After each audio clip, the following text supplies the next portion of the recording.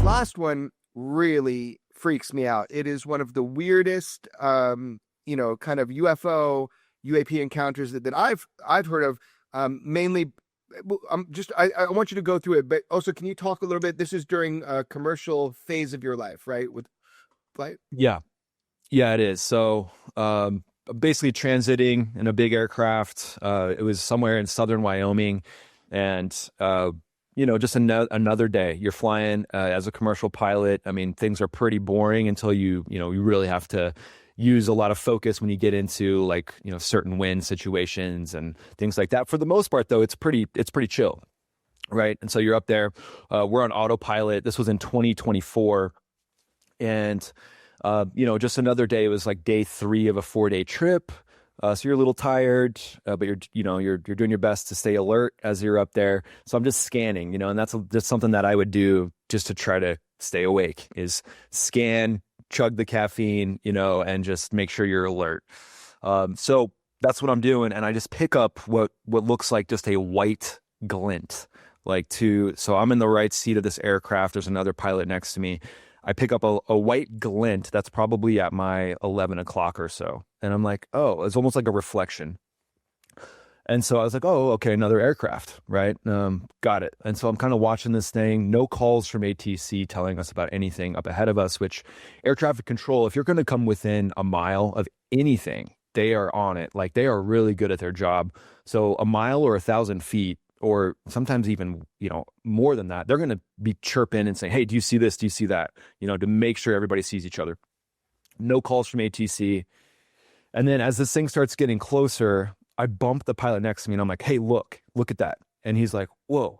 And even prior to that, I had started to make out what looked to me to be like a pulsing square. So it was almost like a perfectly shaped square and bright white around the edges. And then it kind of went into a cream color towards the center and then just clear in the center. You could basically see through it. And so I looked for some sort of a tether because I'm thinking like balloon. And then he says the same thing after the fact. He was like, I was looking for a tether as well. But there was no tether. So there was nothing that would make this thing a weather balloon that was attached to the ground. And it was basically, so if you think of it like this, it's moving like this. So there's nothing aerodynamic about this thing, right? If it was an aerodynamic rectangle, you would want to orient it like this so that it could slip through the air a lot more efficiently. This just stayed like this. And as it got close, I could really make out like that glowing sensation in the middle. And I told Jeremy this, it was in my mind. I've played some video games in my day, and it reminded me of like Mario Brothers, like, hey, go through here to go to the next level. Like that's what it seemed like to me, was like a pulsating sensation of like, look at us, look at me, like look at this thing. It wasn't trying to be a camouflage at all. And so then it starts coming down the wing line. And prior to that, there's this thing as a pilot where you're always very weary about anything that stays static on your canopy, because that means you're on a collision course.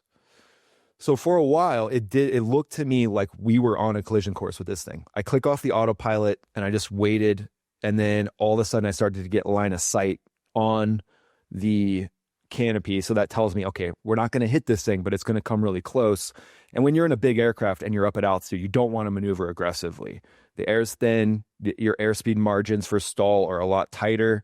So you're very cautious, but also at the same time, in my mind, I'm like, the last thing I want to do is hit whatever this thing is. But once I realized that wasn't going to happen, then my mind just totally went to like, all right, try to take in all this detail as much as I possibly can. And then it came down the wing line.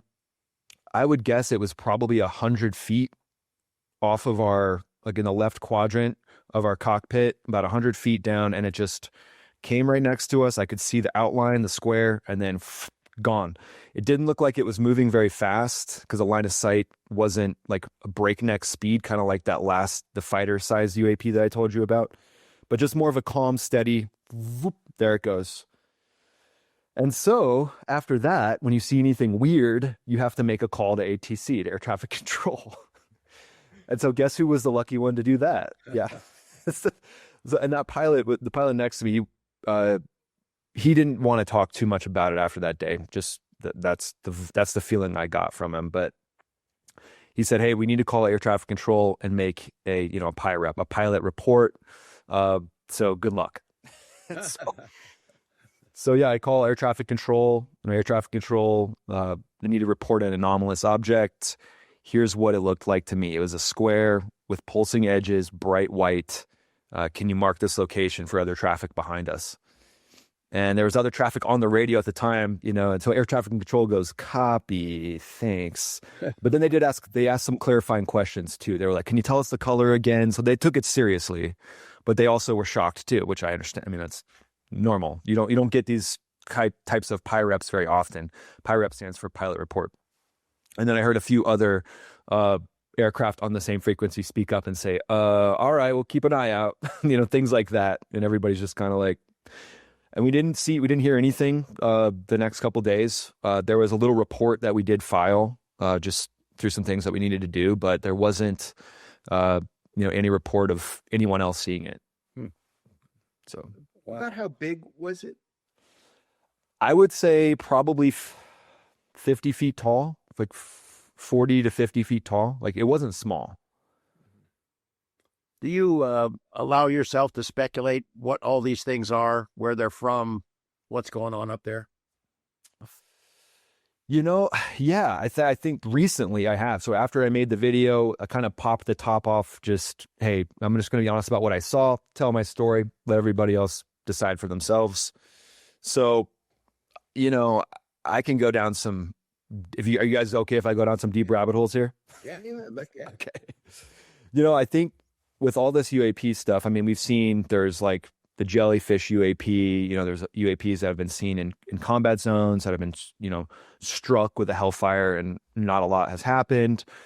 So I'm constantly, asking myself why would we be seeing this? What's the point? And I think there's one thing that continuously comes up for me, and to me it seems like if our military, you fast forward us a couple thousand years in the future, the technologies that we have, is there a way for us to get that technology back to us today to prevent some wild, terrible situation from happening? We're talking nuclear war, something like that. If my military brain was fast forwarded 2,000 years into the future, and I could do that, and I could get it to, what I see as the good guys, I see the U.S. military as the greatest force for good on the planet. People can argue with that, or, it's not perfect. It's not what I'm saying, but I think we are the greatest force for good on the planet. If you just look at history. So if I was in the future and I could get that technology back into the right hands, why not? I would try to get it to the U.S. military, or at least get it into the brains of U.S. military decision makers, innovators, so that we could start to develop things that, who knows, maybe this technology leads to some sort of deterrence for a nuclear war, down the road. That's something that I think the U.S. military giving a gift to its past self to be more effective is plausible. And I think, to me, that's what makes sense a lot of times. That's not the only theory I have, but that's kind of one of the main ones that I've come to. So you don't feel threatened by it? You don't feel that whatever these things are, they're necessarily a threat? No, because I think with this type of advanced technology, if they wanted to blow your fighter jet out of the sky, they would have done it long ago. I think there's something different here. There's something way, way better that we can take from this than a threat.